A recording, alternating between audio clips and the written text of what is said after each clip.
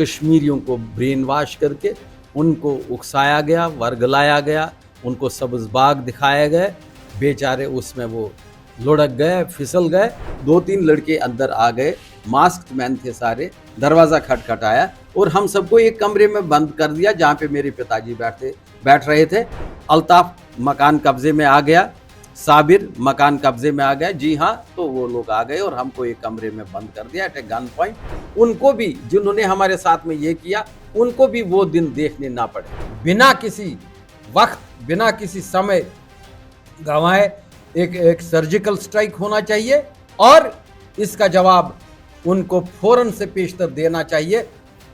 नमस्कार, आप देख रहे हैं वन इंडिया। लेकिन आज जो माहौल है वो बेहद दुख भरा है, क्योंकि हमारे उस सुंदर इलाके में से कहता है स्वर्ग से भी ज़्यादा सुंदर है कश्मीर। वहाँ से कल से लगातार दुख भरी खबर आ रही है। तो हम एक शख्स के साथ हैं जिनका नाम है राजेंद्र कौल प्रेमी। राजेंद्र कौल प्रेमी कौन हैं? एक उस शख्सियत के बेटे हैं जो शानदार कवि थे, गांधीवादी भी थे और कश्मीरियत के लिए सब कुछ कर जाने वाले भी थे। गंगा जमुनी तहजीब या कह लिए जाए सेकुलरिज्म, जिसके बारे में बहुत बात होती है, उसके अगुवा भी थे और हाँ, स्वतंत्रता सेनानी भी थे। लेकिन उनको भी ऐसे ही इस्लामिक कट्टरपंथियों ने मौत के घाट उतार दिया।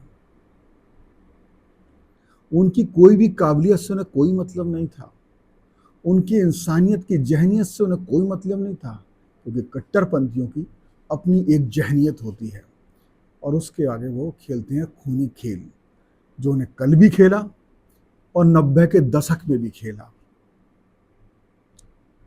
तो राजेंद्र जी हमारे साथ है। राजेंद्र जी, क्या ही ऐसे वक्त में स्वागत करें, समझ में नहीं आता है क्या कहें, कैसे आपको नहीं, आज कोई गुड मॉर्निंग नहीं, आज कोई मॉर्निंग नहीं, आज सिर्फ और सिर्फ मॉर्निंग है।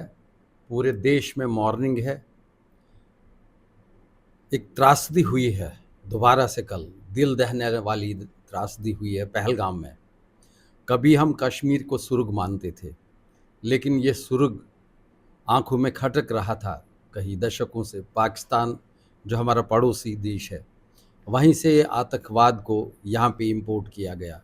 और फारसी में तो एक कपलेट बताऊंगा मैं, क्योंकि मैं उस फैमिली से बिलोंग करता हूँ जो कश्मीरियत की अलंबरदार रही है, जो सेकुलरिज्म की मशाल को आगे बढ़ा के लिए चल रहे थे, और जो केवल एक पंडित परिवार 2 लाख मुसलमानों की आबादी में रहते थे और बहुत ही खुश थे। पहले मैं कपलेट सुनाऊंगा आपने बिल्कुल सुनाइए आप प्लीज। ये कहा गया है, पर्शियन में है, फारसी में।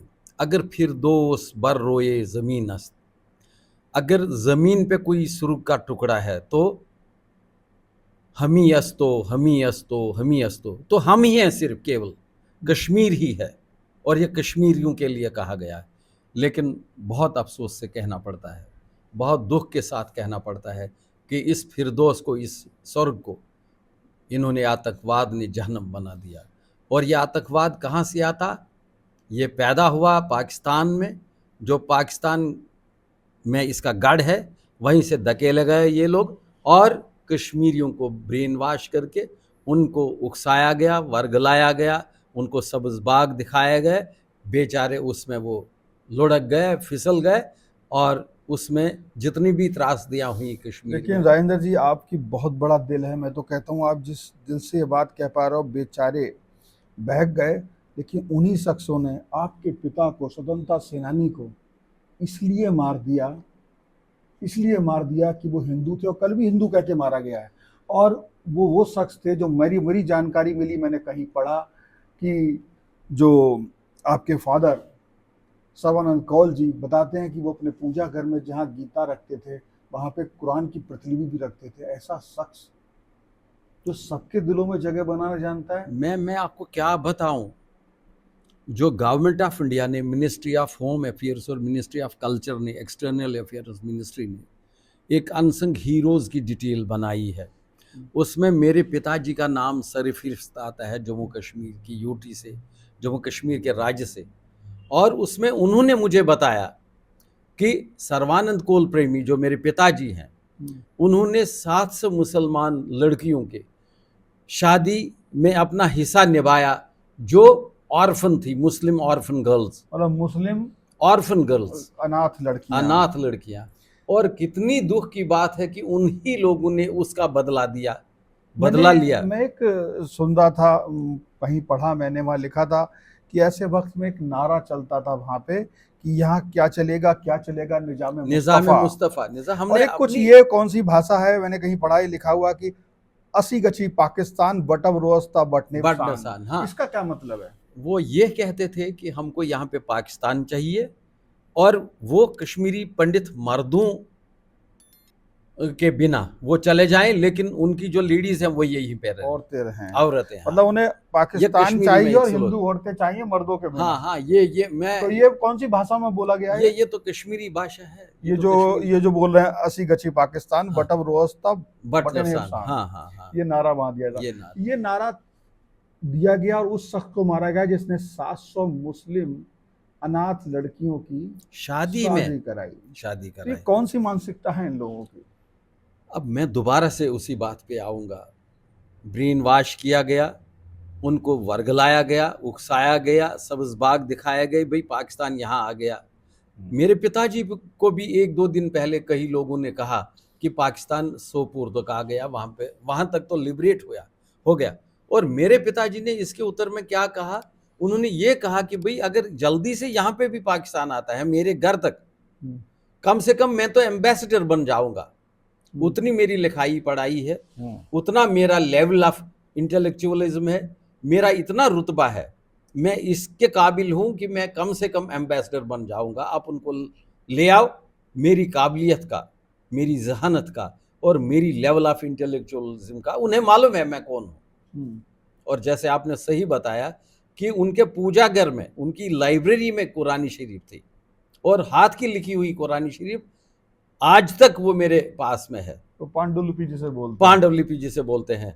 और हद की बात यह है, मुझे लगता है कि वो जो मिलिटेंट हमारे घर में आया, ये 28 अप्रैल या 27 अप्रैल 1990 की बात है। मेरे पिताजी कश्मीर से जाना नहीं चाहते क्योंकि जन्मभूमि से इतना प्यार था उनको, अपनी मातृभूमि से उनको इतना प्यार था, मैं कह ही नहीं सकता।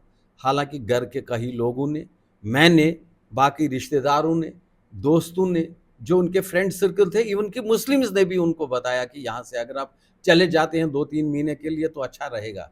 इन पे कोई विश्वास नहीं, क्योंकि उन्हें मालूम था कि पाकिस्तान क्या क्या करवाना चाहता है यहाँ पे, आतंकवाद को क्या करना है यहाँ पे। तो वो जो अप्रैल 28, 29, 30 अप्रैल के आसपास की बात है, सही तारीख आप जो भी है, हाँ, उसमें बताते हैं कि पहले आपके घर में भी उन्हीं लोगों ने, जिनके लिए सब कुछ किया, उन्होंने पहले लूट की। अरे आज मैं सुन रहा हूँ गाँव के लोग ही थे, उनके पढ़ाए हुए बच्चे थे।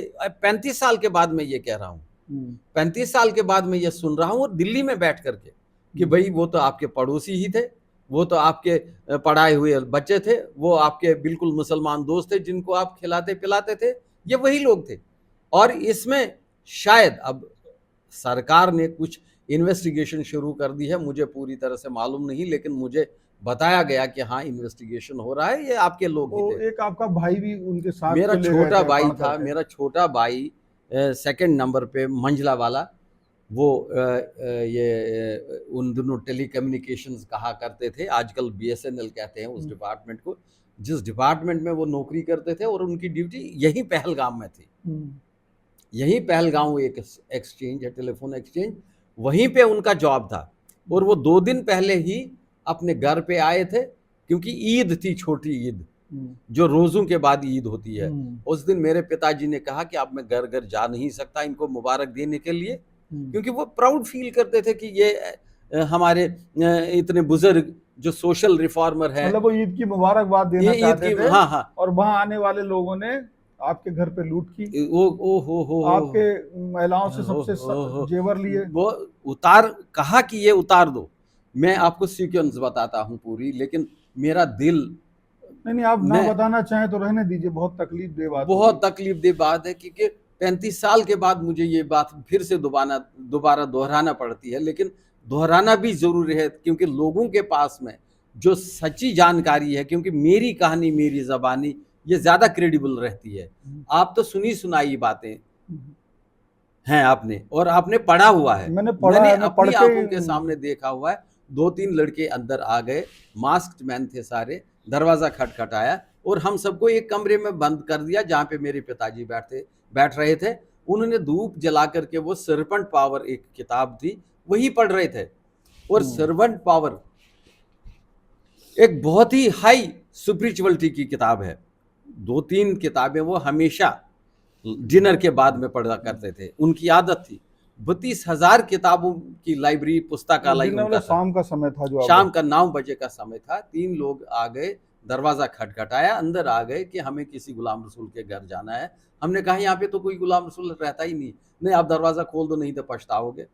अल्ताफ मकान कब्जे में आ गया, साबिर मकान कब्जे में आ गया, जी हाँ, तो वो लोग आ गए और हमको एक कमरे में बंद कर दिया एट ए गन पॉइंट।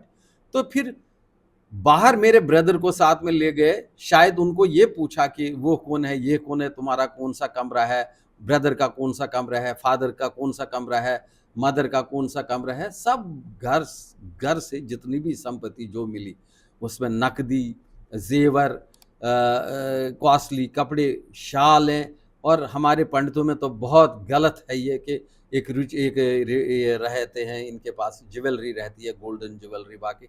अच्छा, इसी बीच में मेरे छोटे भाई, सबसे छोटे भाई और एक बहन की शादी का प्रोग्राम हो रहा था, बन रहा था, तो उसमें हम उसकी तैयारी में भी जुटे थे।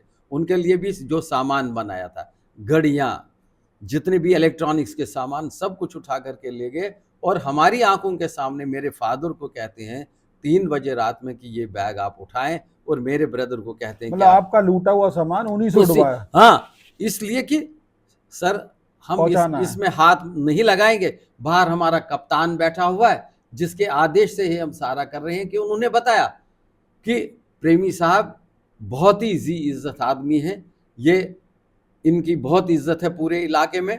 इन्होंने जो जो चीज़ें हुई हैं कभी उनकी निंदा की है, और जो जो अच्छी चीज़ें हुई हैं उनको सराहा है, और हम इनसे कुछ बात करना चाहते हैं। तो जो सामान मिलता है उनके हाथ में ही दीजिए, ताकि वो ये न कहें या उनके घर वाले ये न समझे कि ये लुटेरे हैं, ये सरफिरे लोग हैं, इसलिए सर आप ही ये उठाइए, बाहर वो है। तो मेरी माता जी ने हस्ताक्षेप किया, उन्होंने कहा कि इनसे कुछ बात करनी है तो यहीं पे करिए बेटा। उन्होंने कहा नहीं माता जी, आदेश यही हुआ है कि आप इनको दोनों को लाइए इधर। और फिर मेरे ब्रदर को कहा कि ये बैग आप उठाओ। मैं भी वही था, मुझे तो नहीं कहा, मैं भी वही था, और बाकी लोग भी घर के वही थे। तो उनको कहा ये बाहर उठाओ, बाहर ले गए वो। और फिर पता नहीं उन्होंने हवा में गोलियां 2-3 दागी, और उससे मैं गिर पड़ा। 2 घंटे के बाद मुझे होश आई। फिर सुबह भगवान ये दिन उनको भी मत दिखा देना कभी, ये मेरी दुआ रहेगी, ये मेरी प्रार्थना रहेगी। उनको भी, जिन्होंने हमारे साथ में ये किया, उनको भी वो दिन देखने ना पड़े। ऐसा क्यों सोचते हैं आप? लोग तो कह रहे हैं, अब देखो, मतलब बहुत बड़ी बात है। मतलब जिन्होंने आपके पिता, मतलब लोग तो आज देश में मांग कर रहे हैं, कल की घटना के बाद जिस तरह उन्होंने नाम पूछ के, धर्म पूछ के गोली मारी है, तो लोग मांग कर रहे हैं उनको कड़ी से कड़ी सजा दी जाए। मतलब लोग लगते हैं, लोगों की इच्छा तो जो नहीं, मार दिया जाए, उन्हें ऐसी उनको सजा दी जाए। लोगों की, आम उन- इंसान की इच्छा ये है उनको सजा दो जिन्होंने ये किया है। लेकिन जो बाकी लोग हैं जो इसमें दोषी नहीं है, मैं कब कहता हूं कि उनको माफ कर दो, मैं कहता हूं कि उनको तख्तेदार पे लटका दो, उन्हें लाल चौक में लटका दो, उन्हें सरेआम फांसी दे दो, और जल्दी से दे दो, समरी ट्रायल करो। लेकिन जो लोग इसके साथ में नहीं हैं, उनको अगर बेगुनाह सजा मिलती, सरकार तो वो तो सरकार का काम है, वो खुद करेंगे। लेकिन मैं 1-2 बातें कहना चाहता हूं कि हमें ये कभी उम्मीद नहीं थी। मेरे पिताजी ने मुझे ये कहा कि भाई मैं तो नहीं चाहता मैं अपने गांव को अबंडन कर दूं, इनको छोड़ दूं यहाँ पे और खुद चला जाऊंगा अपने आपको बचाने के लिए। ये कहीं गीता में नहीं लिखा है, ये कहीं किसी जगह पे नहीं लिखा है कि ये तो विश्वासघात के बराबर है। मैं कैसे कर सकता हूँ? अभी भी घर है वहां। दोनों घरों को जलाया गया, और सरकार की FIR में ये लिखा गया है कि दोनों घरों में जब आप चले गए उसके बाद वहां पे पैरा मिलिट्री फोर्सेस ने मिलिटेंट्स के ऊपर नजर रखने के लिए अपनी पनाह ली दोनों घर, दोनों मकानों में, और ये एफआईआर अभी मेरे पास है। और सरकार ने ये, जब इसकी थोड़ी सी जान वो पूछताछ होने लगी तो सरकार ने कहा नहीं, सरकार का ही ये एसएसपी साहब की ये लेटर है, ये वहां जो उस समय की सरकार थी, जो उस समय 90 की सरकार थी। ये चिट्ठी मेरे पास आ गई कि साहब इसलिए इसको जलाया गया मकानों को, क्योंकि वहां पे पैरामिलिट्री फोर्सेस ने जगह ली थी इनको देखने के लिए, और उनको डराया गया, उनको धमकाया गया कि आप इस मकान की आग को ना बुझाएं, नहीं तो हम आपको गोली का शिकार तो होना बस वहां वो पड़ेगा। जला हुआ। हाँ, ये 98 की बात है। ये 15 और 16 सितंबर की बात है, जब हमारे दोनों मकानों को जला गया। और उन दोनों मकानों के बीच में हमारा काउशेड था, टिन रूफ का पक्का काउशेड था, उसको भी जलाया गया। वो जो हमारा लाइव स्टॉक था, कैटल थे, उनको हमने अबंडन किया, हमने माफी मांगी उनसे कि भाई इतनी त्रासदी होगी, लेकिन बेचारे पशु बेचारे तो आप कैसे निकल के आए फिर उस दौर में? फिर सरकार ने ही कहा कि आप यहाँ से अब चले जा सकते हैं, क्योंकि अब यहाँ पे स्थिति पे कोई कंट्रोल नहीं है, पुलिस का कोई वो अनुशासन ही नहीं था, कहीं सरकार ही नहीं थी, पुलिस ही नहीं थी। और फिर गाँव के जितने भी हमारे एल्डर्स थे, उन्होंने ही फैसला किया, उन्हीं ने हमें कहा कि आप यहाँ से अब जाए, क्योंकि मुझे लगता है शायद कई लोगों को ये सूचना मिली थी कि वो जो मिलिटेंट्स आए थे जिन्होंने हमारे घर पे हमला बोल दिया था, उनका वो इस नियत से आए थे कि हम सब घर के लोगों को बूंद डालेंगे, जैसे आज इन्होंने पहलगाम में मैसेकर किया, उसी तरह से शायद मुझे लगता है कि इसीलिए उन्होंने कहा कि आप यहाँ से अब जा सकते हैं, अब आप अपने आप को बचाओ। और हद की बात ये है, अफसोस की बात ये है, त्रासदी की बात ये है कि हमारे दोनों घरों की जितनी भी संपत्ति थी, हम नया मकान बनाना चाह रहे थे, उसकी लकड़ियाँ, उसकी ईंटें, उसके चौकट, उसकी बाकी टिम्बर जो उसमें काम आती है, और टिन शीट, मेरे फादर ने सरकार से एक पैसे की भी मेहनत कभी नहीं ली है पूरे जीवन काल में। अगर वो चाहते थे कुछ बड़े ऑफिसर भी बन सकते थे, क्योंकि वो उसके युग भी थे और वो काबिल भी थे, वो क्वालिफाई करते थे, लेकिन उन्होंने नहीं माना। और 1956 में जब वो वापस आ गए कश्मीर, क्योंकि 1945 से वो कश्मीर छोड़ गए थे, क्योंकि वो भारत छोड़ दो आंदोलन में काम कर रहे थे, कश्मीर छोड़ दो आंदोलन में काम कर रहे थे, इसलिए बाहर आ गए थे।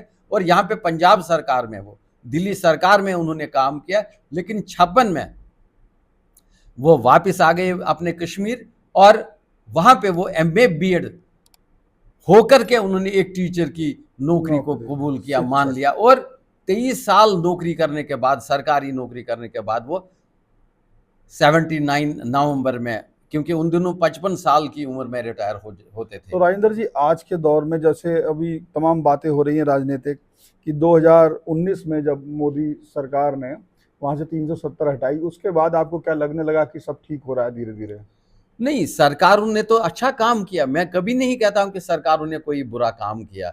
अब इससे ज्यादा जो ना बराबरी थी वहां पे, जो थोड़ा सा, क्योंकि ये तो आम बात है जो आम नागरिक समझ सकता है। भाई, अगर हम दिल्ली आ गए, हम तो यहाँ पे अपना जमीन खरीद सकते हैं, यहाँ पे अपना मकान बना सकते हैं, यहाँ पे संपत्ति बना सकते हैं, यहाँ की नौकरी कर सकते हैं, यहाँ तो अपना जमीन ले सकते हैं खरीद के।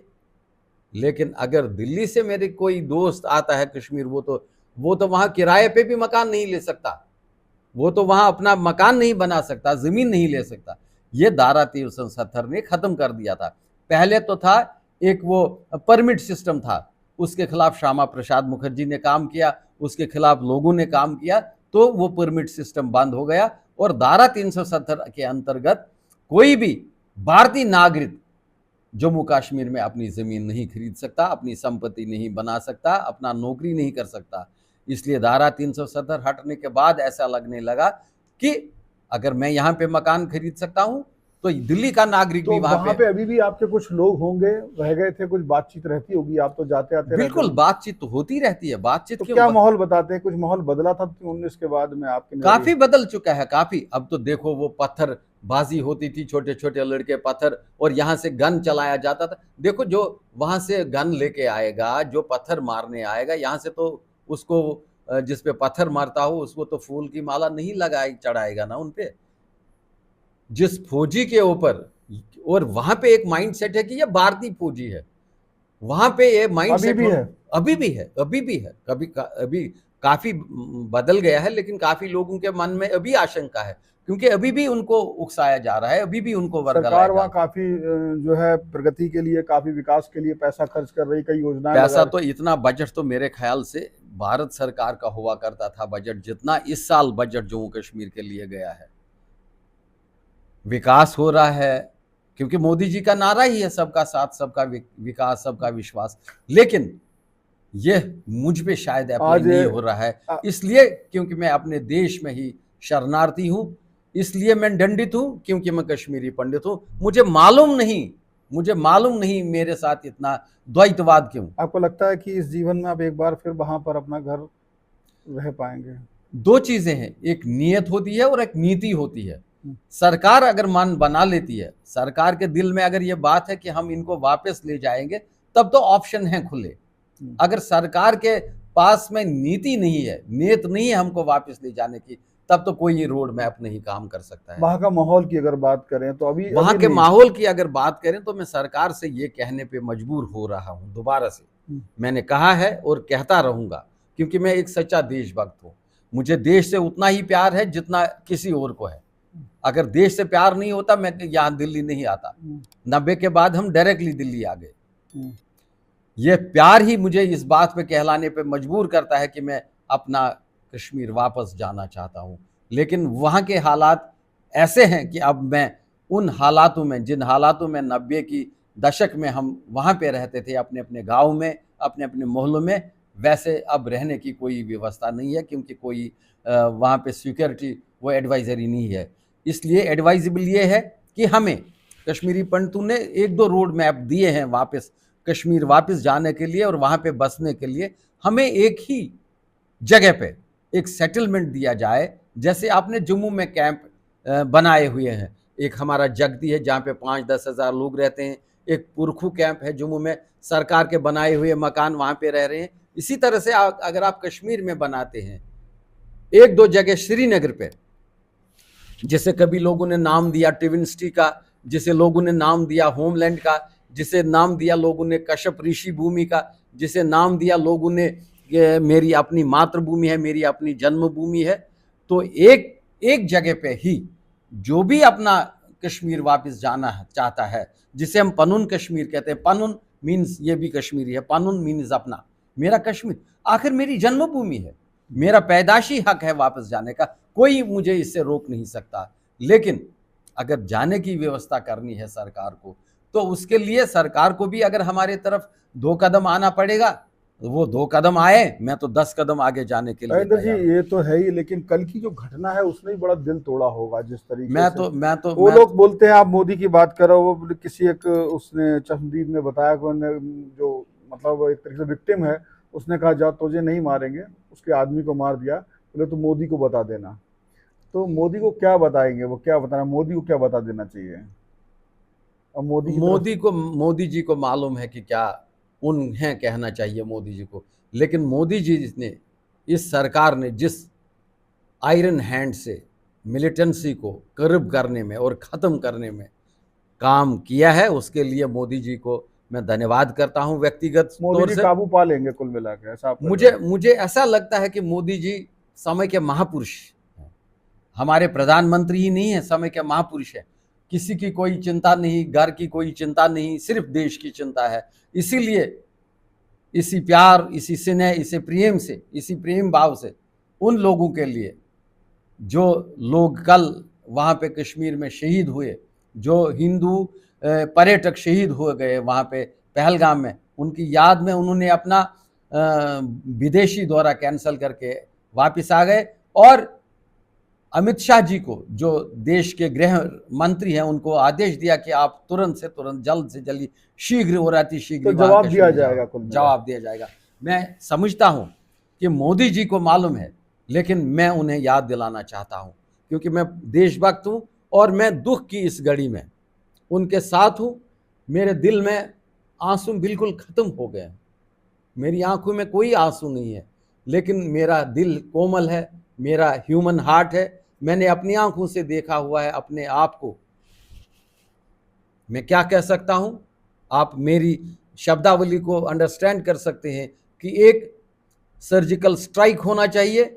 जितने भी आतंकवाद के कैंप वहाँ पे हैं, आज़ाद कश्मीर में हैं, पीओके में हैं या पाकिस्तान में हैं, जल्दी से जल्दी, जिस तरह से इन्होंने अभी इसको डिपोर्ट किया हुआ है, जो अभी ड्रडिड आतंकवादी जिसने 26/11 का वहाँ पे मुंबई में कांड किया, उसी तरह से देर आयत दुरुस्त आयत तमाम उन लोगों को लाया जाए जो घाटी से निकल के इतने ड्रडिड क्रिमिनल बन गए हैं, ड्रडिड टेररिस्ट बन गए हैं, पाकिस्तान में बैठे हुए हैं, उनको वापस लाए। और भारत की इतनी अच्छी इमेज है आज बाहर वर्ल्ड पॉलिटिक्स में है। अरब इमारात ने भी इसकी निंदा की है, पूरे विश्व भर के देशों ने इसकी निंदा की है जो कल हुआ। और मोदी जी को एकदम से अगर चाहें तो पाकिस्तान पे भी अटैक कर सकते हैं तो अटैक करके तमाम जो ये अलगाववाद है, तमाम जो ये आतंकवाद है, तमाम जो उनके घर हैं वहां पे, उसको नेस्त नाबूद किया जाना चाहिए। और कश्मीर में टेररिज्म जब तक खत्म नहीं होता, जब तक कि लास्ट वाला गन भी साइलेंस नहीं किया जाता, तब तक कश्मीर को यूनियन टेरिटरी का स्टेटस रहना चाहिए। कोई स्टेटहुड देने की इन हालात में मुझे नहीं लगता कि मरकजी सरकार को, केंद्रीय सरकार को जल्दी करनी चाहिए। स्टेटहुड तो मिलता रहेगा उनके, जो हमारी कमिटमेंट है उस कमिटमेंट पे हम बरकरार रहेंगे। और मैं मोदी जी से आग्रह करता हूं, अपील करता हूं कि बिना किसी वक्त, बिना किसी समय गंवाए एक सर्जिकल स्ट्राइक होना चाहिए और इसका जवाब उनको फौरन से पेशतर देना चाहिए, ताकि हम चाहते हैं, हम तो क्या कहते हैं, लॉ अबाइडिंग सिटीजन है। भारत एक ऐसा देश है, वहां पे बांग्लादेश में क्या हुआ हमारे साथ, हिंदू को मारा जा रहा है, बंगाल में क्या किया जा रहा है इस समय। अब उसकी आड़ में हालांकि मैं पॉलिटिक्स नहीं समझता, किसी पॉलिटिक्स में को मैं समझ नहीं पा रहा हूं, मैं पॉलिटिकल आदमी नहीं हूं। मुझे प्रेम है सब इंसानों से, मुझे प्रेम है उस इंसान से जो देशभक्त है, चाहे वो कोई भी है। तजिंदर जी, आप ये जो अभी हुआ है, ये खास तौर से इधर जल्दी में कई घटनाएं हो गई हैं। बहुत सारी घटनाएं हुई हैं। जैसे पहला मैसेकर इन्होंने किया वहां वंदहामा में, 26 नहते कश्मीरी पंडितों को लाइन में लगाया गया और वहां भी यही प्रक्रिया थी। फौज की वर्दी में आए लोग, उनको लगा शायद ये फौजी हैं और हमें कल जैसा हुआ जैसे कहा जा रहा है, लेकिन उसमें आई विटनेस है। मेरे कई ऐसे मित्र हैं जो संग्रामपुरा में रहते हैं और उन्होंने मुझे चश्मदीद बताया, आंखों देखा बताया कि उन्होंने निकाला चुन चुन के ये कश्मीरी पंडित और उनको खड़ा कर दिया, 26 लोगों को लाइन में, फिर बूंद डाला और उनको यही झांसा दिया गया कि वो लोग इनकी यूनिफॉर्म में आए थे। ये तो पहला मसकर था। दूसरा संग्रामपुरा में हुआ, तीसरा वंदहामा में हुआ, चौथा यहाँ ये क्या नाम, ये नादीमर्ग में हुआ। सारे के सारे कश्मीरी पंडितों को अलग से करके लाइन में मार दिया गया, तो ये बच्चों को भी नहीं बख्शा गया। और छठी सिंहपोरा, जब अमेरिका के राष्ट्रपति कश्मीर आ रहे थे तो उसको उन्होंने सलामी दी। छठी सिंहपोरा एक ऐसा गांव है जहां पे majority of the people are Sikh रहते हैं, तो सिखों को भी नहीं इन्होंने बख्शा। माइनॉरिटी, शायद उनका यही माइंडसेट है, शायद उनका ये एम है कि कश्मीर में इस्लामिक, और आजकल की परिभाषा जो हम सुनते हैं और हमेशा अभी असेंबली में भी बताया गया कि कश्मीर मुस्लिम मेजॉरिटी वाला इलाका है। अरे यार, ये तुम्हारा कश्मीर है ही नहीं, ये जम्मू एंड कश्मीर है, जम्मू भी है इसके साथ। फिर तो यार मुझे लगता है कि एक यूनियन टेरिटरी अलग से ही है कश्मीर, और जम्मू को भी आप एक अलग से यूनियन टेरिटरी बता दो, फिर आप कह सकते हैं कि कश्मीर जो है नहीं, मुस्लिम मेजॉरिटी वाला जिस तरह लोकतंत्र है उसमें मेजॉरिटी और माइनॉरिटी सबको साथ के रह के चलना पड़ता है, तो कश्मीर में ये बातें और हमारा यही कर्तव्य रहा है कि हम उनके साथ में रहे हैं। हमारा अभी भी ये है कि हम उनके साथ। अच्छा, बंगाल में जो कुछ हो रहा है, अभी आपकी बातों से लगा मुझे कहीं कुछ लग रहा है कि कश्मीर जैसा ही कुछ धीरे धीरे माहौल बन रहा है। शुरू में तो ऐसा ही हुआ, कश्मीर में ही ऐसे हुआ, कश्मीर में शुरू तो ऐसे ही हुआ, 86 से ही शुरू हुआ। 86 में 90 में जो हुआ उसका रिहर्सल उन्होंने 86 में ही किया और मेरे ही डिस्ट्रिक्ट से हुआ।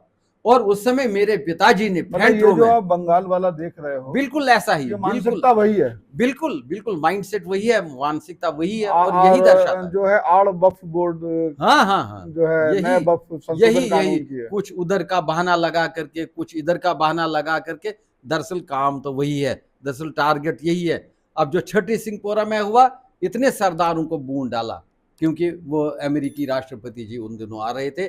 तो ये जो 5-6 कारनेज हुए हैं, ये जो 5-6 मसकर हुए हैं, ऐसा ही प्राणकोटि में हुआ, उधमपुर में, डोडा में ऐसा ही मसकर ये हुआ, वही तरीका उन्होंने कल वही भी तरीका। पहलगांव में कल करा। हाँ, अभी मैंने कल से न्यूज नहीं सुनी, मैं इसके लिए तैयार नहीं हूं, मैं तो फिजिकली भी तैयार नहीं हूं कि मैं ये न्यूज सुनूं, मैं ये खबर देखूं टीवी से, और न मैं मेंटली तैयार हूं।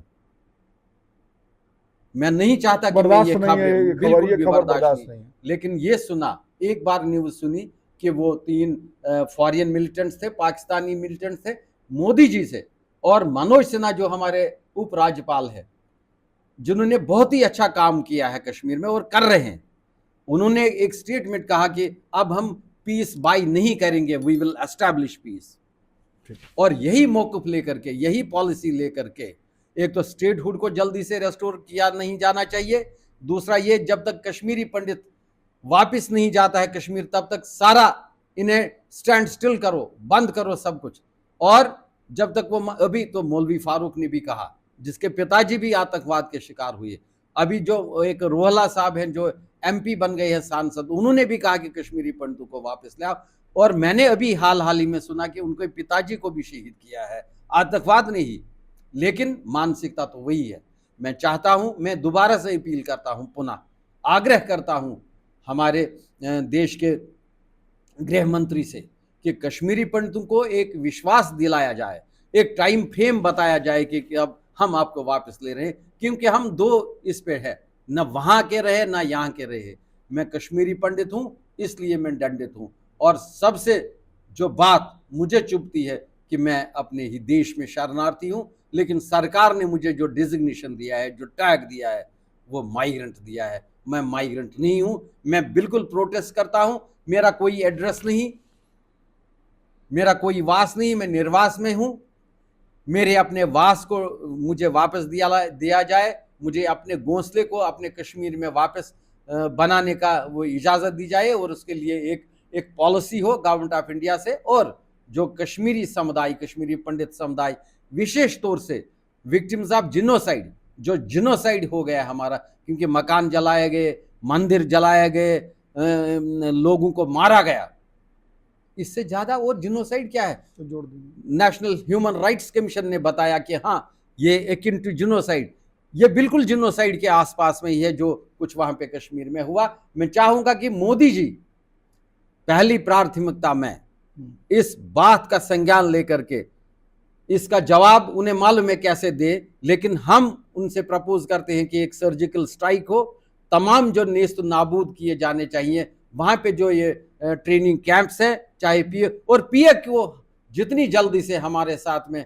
वापस आना चाहिए। मोदी जी को मालूम है एक टाइम फ्रेम में उसको भी वापस आना चाहिए, और कश्मीरी पंडितों को इंटरनली डिस्प्लेस्ड करार दिया जाना चाहिए, और वापस ले जाने के लिए एक पॉलिसी का गठन हो। मेरी आज के दिन ये प्रार्थना रहेगी, जब हम उन पर्यटकों को जो कल शहीद हुए हैं पहलगाम में, हम उनको भावभीनी श्रद्धांजलि दे रहे हैं, उनको अपना होमेज दे रहे हैं, उनको अपना ट्रिब्यूट दे रहे हैं।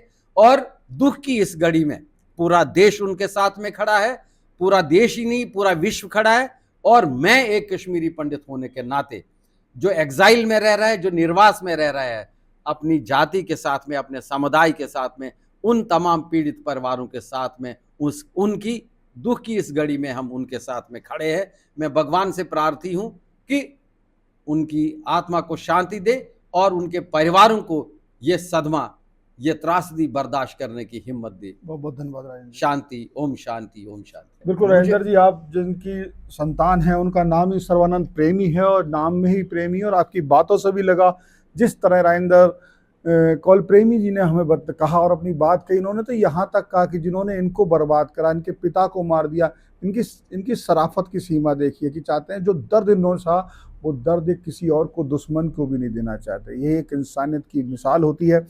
और जिस तरह की बात की गई है मोदी से कि एक सीधी सी बात है कि जवाब, कड़े से कड़ा जवाब बिना समय गवाए देना चाहिए।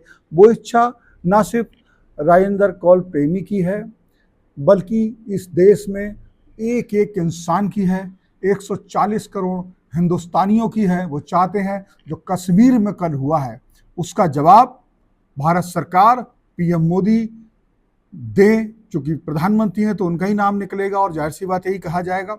और उनकी जो छवि है, जिस तरह वो अरब से लौट के यहाँ जिस तरह लगातार मीटिंगें चल रही हैं, तो देश को भरोसा भी है कि जवाब तो दिया जाएगा और ऐसा जवाब दिया जाएगा कि उनके हौसले, उन कट्टरपंथियों के हौसले, उस पड़ोसी मुल्क के हौसले बिल्कुल तबाह हो जाएं, कभी सर उठाने की हिम्मत ना करें। ऐसे जवाब की अपेक्षा मोदी जी आपसे, इस देश की जनता करती है। फिलहाल इस वीडियो में इतना ही। धन्यवाद।